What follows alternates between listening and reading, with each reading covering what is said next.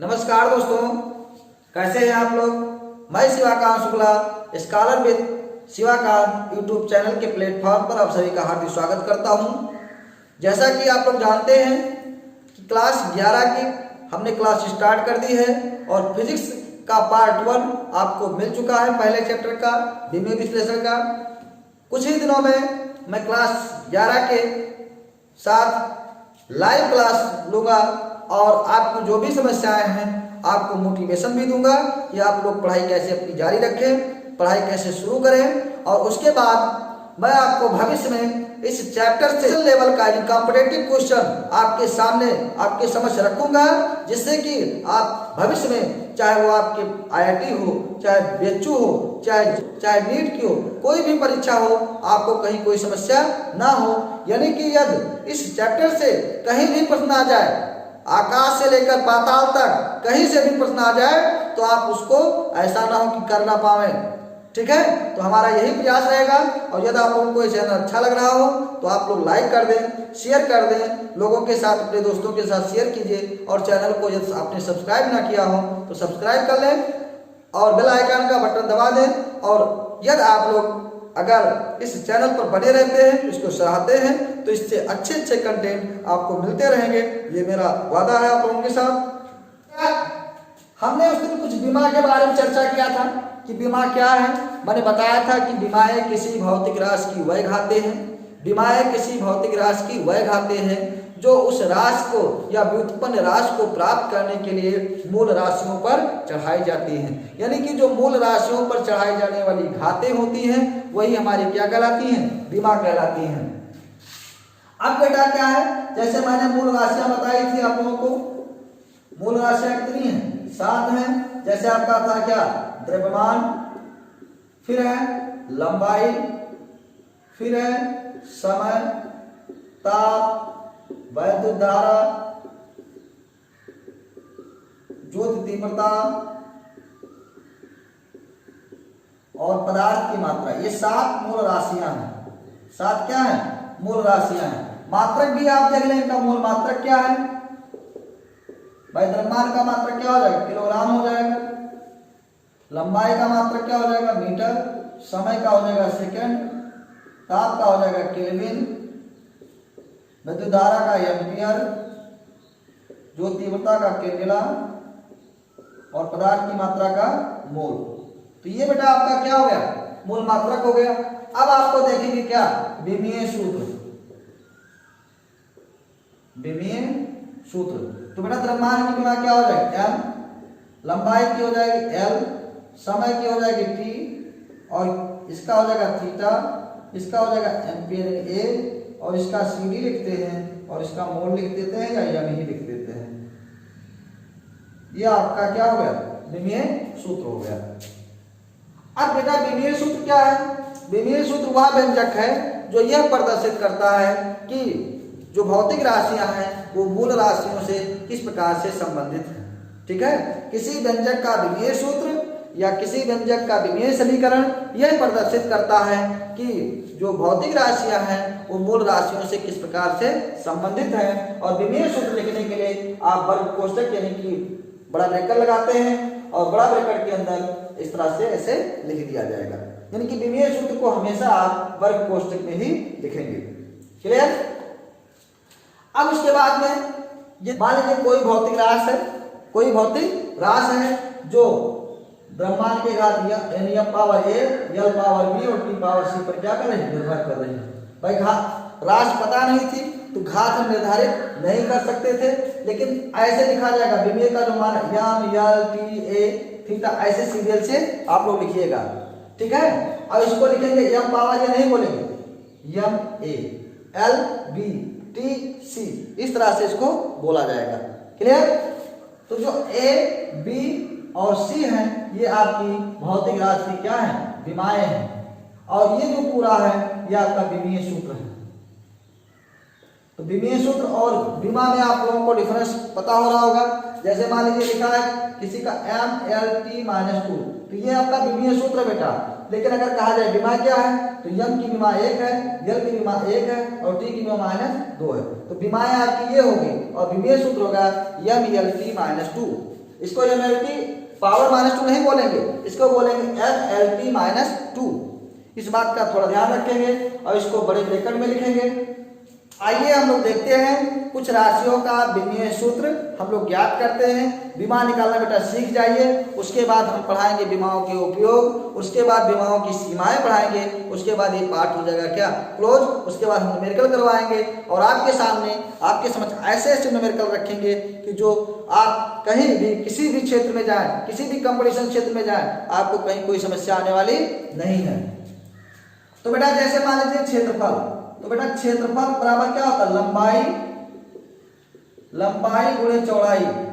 लंबाई गुणे चौड़ाई को क्या कहते हैं, क्षेत्रफल कहते हैं। अब लंबाई की विमा होती है L और चौड़ाई की विमा L, तो ये हो जाएगा L2। क्या हो जाएगा L2। ऐसे बेटा आयतन है, तो आयतन बराबर होता है लंबाई गुणे चौड़ाई और गुणे ऊंचाई। तो लंबाई का विमा क्या है L, चौड़ाई का L और ऊंचाई का L, तो हो जाएगा L3।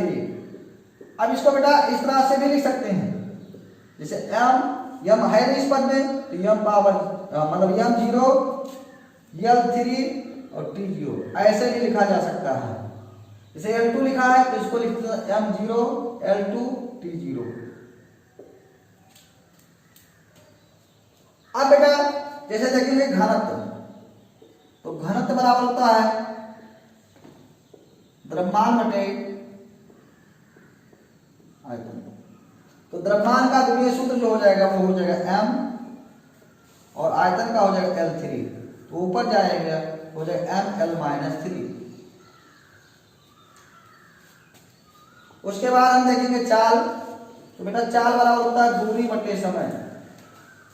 दूरी बटा समय, तो दूरी का क्या होगा L होगा और समय का क्या हो जाएगा T हो जाएगा, ऊपर ले जाएंगे तो Lt-1। अब ऐसे वेग का देखेंगे, तो वेग बराबर होता है विस्थापन बटे समय अंतराल, डिस्प्लेसमेंट अपॉन टाइम इंटरवल। तो डिस्प्लेसमेंट का डायमेंशनल फार्मूला क्या होगा L होगा और टाइम इंटरवल का क्या हो जाएगा T हो जाएगा। T को ऊपर ले जाएंगे तो Lt-1। यदि हम एक्सीलरेशन यानी कि त्वरण का देखते हैं, तो त्वरण होता है क्या, rate of change of velocity with respect to time is called acceleration.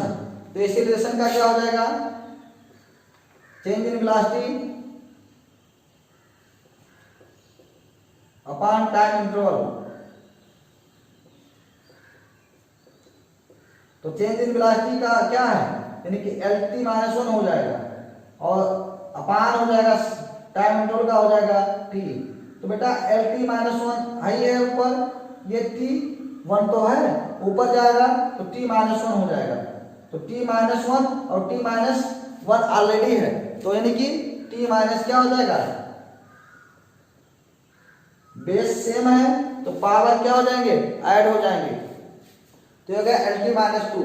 अब अगर हम देखेंगे क्या फोर्स यानी कि बल, तो फोर्स का यानी कि देखेंगे तो फोर्स होता है the product of mass and acceleration is called force. तो यानी कि ये हो जाएगा क्या, मास आपका क्या है द्रव्यमान हो जाएगा इनटू एक्सीलरेशन है। तो द्रव्यमान का हो जाएगा m और एक्सीलरेशन का क्या हो रहा है Lt-2, भी ऊपर हम निकाल चुके हैं, तो m Lt-2 ये बल हो गया। कार्य का देखेंगे, कार्य को इंग्लिश में बोलते हैं क्या वर्क। तो वर्क की क्या डिफिनेशन होगी है, बल लगाकर बल की दिशा में किए गए विस्थापन को हम कार्य कहते हैं। ठीक है, applying force the displacement in the direction of force is called work. तो कार्य बराबर हो जाएगा बल लगाकर बल की दिशा में किया गया विस्थापन, यानी फोर्स इनटू डिस्प्लेसमेंट। तो बेटा अब बल का जो डायमेंशनल फार्मूला है, विमेय सूत्र है, वो हमने निकाला है क्या mlt-2, mlt-2। और डिस्प्लेसमेंट का क्या हो जाएगा L हो जाएगा। तो L का L से जब मल्टीप्लाई होगा तो L2T-2। तो इस प्रकार से वर्क का आपका क्या हो गया, ये हो गया। अब इसके सामर्थ्य यानी कि पावर को यानी कि शक्ति को। तो the rate of change of work with respect to time is called power और कैपेसिटी। तो सामर्थ्य हो जाएगा कार्य करने की समय दर को। कार्य करने की समय दर को हम क्या कहते हैं? सामर्थ्य कहते हैं। सामर्थ्य बराबर होगा कार्य बटा समय। तो कार्य का बटा हो जाएगा क्या? यम, ऊपर देखो कार्य का हम लोग निकाल चुके हैं, M L two T minus two, और समय का क्या हो जाएगा? टी। तो ऊपर जाएगा बेटा तो यानी कि टी माइनस वन हो जाएगा, और टी माइनस टू ऑलरेडी है तो हो जाएगा टी माइनस थ्री। तो यम एल टू और टी माइनस थ्री। तो इस प्रकार से हम लोग विमीय सूत्र निकालना सीख रहे हैं। आप लोग अधिक से अधिक अभ्यास करें जिससे कि विमीय सूत्र आपके लिए निकालना आसान हो जाए। और कुछ विमीय सूत्र जैसे बल का हुआ, त्वरण का हुआ, वेग का हुआ, कार्य का हुआ, ये सब विमीय सूत्र आपको याद रखना होगा। और ये जो 7 मूल राशियां पढ़ाई गई हैं, इन 7 मूल राशियों की भी विमीय सूत्र आपको याद रखना होगा। जैसे मान लीजिए अब हम विमीय सूत्र निकालें कोण का, तो बेटा कोण बराबर होता है क्या? एंगल बराबर होता है आर्क अपॉन रेडियस, देखिए चाप बटे त्रिज्या। अब चाप का बेटा क्या हो जाएगा? चाप का जो डायमेंशनल फार्मूला होता है वो होता है एल। चाप मतलब आर्क इज आल्सो डिस्टेंस। जो चाप होती है वो क्या होती है? वो मतलब दूरी ही होती है। तो यानी कि और radius is also distance, radius भी दूरी ही होती है। तो इसका मतलब इसका भी एल हो जाएगा। तो इसका मतलब हो जाएगा L power zero. L power zero मतलब ये हो जाएगा क्या? डायमेंशनल लेस हो जाएगा, है ना? माने विमा डायमेंशन लेस हो जाएगा, माने विमाहीन हो जाएगी, माने इसकी कोई विमा नहीं होगी। तो इस प्रकार से हमने कोण का देख लिया, और सारे कई राशियों का हम लोग विमीय सूत्र देखेंगे। आप लोग अभ्यास करते रहिए, क्योंकि हमको विमीय सूत्र ना निकलवाना पड़े तो बेहतर होगा। अब बेटा हम लोग संवेग देखेंगे यानी मोमेंटम। तो संवेग क्या है? The product of mass into velocity is called momentum. यानी कि द्रव्यमान और वेग के गुणनफल को, द्रव्यमान और वेग के गुणनफल को हम क्या कहते हैं? संवेग कहते हैं। और इसे हम p से प्रदर्शित करते हैं। It is denoted by p। यानी संवेग को हम किससे प्रदर्शित करते हैं? p से प्रदर्शित करते हैं। और p बराबर होता है mv। p बराबर क्या होता है? mv। The product of mass and velocity is called momentum. तो संवेग बराबर हो जाएगा द्रव्यमान गुणे वेग। अब बेटा द्रव्यमान का हम लोग जानते हैं यम होता है, और वेग का हम लोग अभी हम पढ़ चुके हैं, तो एम टी माइनस वन हो जाएगा। इसका मतलब M L T minus one हो जाएगा। इसी प्रकार से आवेग, तो आवेग बराबर क्या होता है? फोर्स इनटू टाइम इंटरवल, यानी कि बल गुणे समयांतराल। आवेग को हम क्या कहते हैं? इंपल्स कहते हैं ना। अब बल का क्या हो जाएगा? M L T minus two, और टाइम इंटरवल का क्या हो जाएगा? टी। तो बेटा t माइनस टू है और t माइनस वन, तो हो जाएगा M L T minus one हो जाएगा। यानी कि संवेग और आवेग का विमीय सूत्र क्या होता है? बराबर होता है। अब हम लोग बेटा और कुछ जैसे ग्रेविटेशनल कांस्टेंट है यानी गुरुत्वाकर्षण नियतांक है, उसका हम लोग विमीय सूत्र देख लेते हैं। तो यह बराबर होता है बेटा जी अमोनियम 2 बटे आर स्क्वायर। ये जी जो है तो गुरुत्वाकर्षण नियतांक है यानी ग्रेविटेशनल कांस्टेंट है, और जी की वैल्यू होती है 6.67 × 10⁻11 न्यूटन मीटर स्क्वायर प्रति किलोग्राम स्क्वायर। इसके बारे में आपको हम बहुत आगे जब गुरुत्वाकर्षण चैप्टर पढ़ाएंगे तो आपको इसके बारे में बहुत विस्तृत रूप से बताया जाएगा। और सारे फार्मूले मिलेंगे, आगे मिलेंगे। इन संवेग पढ़ना है, आवेग पढ़ना है, बल पढ़ना है, कार्य पढ़ना है, ऊर्जा पढ़ना है, शक्ति पढ़ना है, सारी चीजें पढ़नी है। लेकिन हम लोग अभी थोड़ा विमीय सूत्र निकालना सीख रहे हैं। यदि विमीय सूत्र निकालना जान जाएंगे तो आगे हमको रटना नहीं पड़ेगा। हम लोग प्रोसेस सीख रहे हैं, रट नहीं रहे हैं, प्रोसेस सीख रहे हैं। ये प्रोसेस जान गए तो फिर विमीय सूत्र निकालने में आपको कोई समस्या नहीं होगी। तो बेटा F बराबर होता है जी अमोनियम 2 बटे आर स्क्वायर। तो हमको जी का तो डायमेंशनल फार्मूला ने विमीय सूत्र निकालना है, यानी कि हम जी का फार्मूला निकालेंगे। इन सबको पक्षांतर करके जी बराबर हो जाएगा F R square upon ammonium 2। तो जी बराबर F का क्या है? एम एल टी माइनस 2, और आर का क्या हो जाएगा? L2, और द्रव्यमान का हो जाएगा m, और अमोनियम 2 का हो जाएगा m। तो एक m से एक m क्या हो जाएगा, कैंसिल हो जाएगा। तो g बराबर आ जाएगा m माइनस 1 l पावर 1 और l पावर 2, तो पावर नहीं बोलेंगे उसको, l1 और l2, तो हो जाएगा l3 और ये हो जाएगा t माइनस 2। तो ये आपका हो गया क्या, ग्रेविटेशनल कांस्टेंट यानी कि गुरुत्वाकर्षण नियतांक का डायमेंशनल फार्मूला। तो ऐसे बेटा कई सारे फार्मूले हैं, आप लोग प्रयास कीजिएगा। मैं आपको इसका पीडीएफ दे दूंगा और सारे विमीय सूत्र उसमें इकट्ठे लिखे होंगे, आप लोग प्रयास कीजिएगा, उसको लगाने की कोशिश कीजिएगा। जहां नहीं समझ में आएगा आप मुझसे कमेंट बॉक्स में बताइएगा और मैं आपकी समस्या को सॉल्व करूंगा, है कि नहीं। तो बेटा अब हम आगे पढ़ेंगे विमाओं के उपयोग।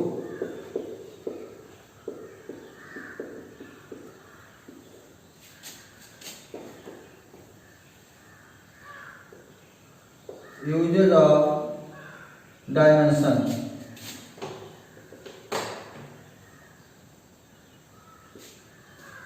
तो बेटा विमाओं के उपयोग क्या है, ध्यान देंगे। जैसे बेटा आप लोग दूध जब खरीदते हैं, तो जब दूध खरीदते हैं तो अब आपको कहीं शंका होता है कि दूध में पानी मिला हुआ है, तो उसको आप कैसे चेक करते हैं। तो उसके लिए आप क्या करते हैं, एक लैक्टोमीटर लेते हैं और उस लैक्टोमीटर को उसमें लगा देते हैं, तो जिससे आपको क्या हो जाती है, दूध की शुद्धता का पता चल जाता है। ऐसे तमाम ऐसी चीजें हैं जिनकी शुद्धता को क्लेरिफाई करने के लिए पैमाने बनाए गए हैं। लेकिन अब फिजिकल क्वांटिटीज यानी भौतिक राशियों का आप कैसे क्लेरिफाई करेंगे कि ये आपका फार्मूला सही है अथवा गलत है।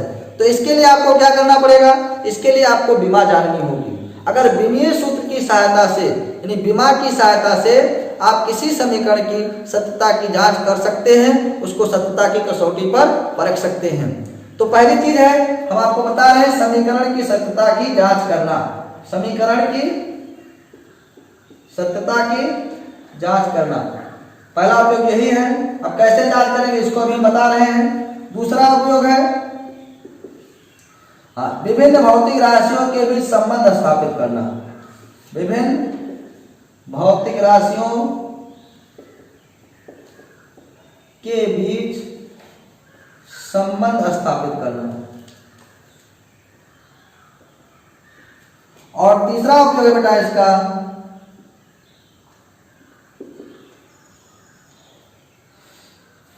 एक पद्धति के मात्रकों को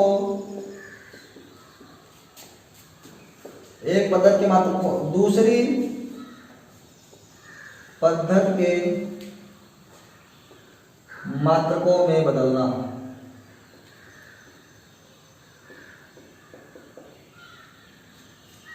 बेटा पहला चीज है समीकरण की सत्यता की जांच करना। दूसरा है विभिन्न भौतिक राशियों के बीच संबंध स्थापित करना। तीसरा है एक पद्धति के मात्रकों को दूसरी पद्धति के मात्रकों में बदलना। तो पहली चीज हम देखेंगे समीकरण की सत्यता की जांच करना।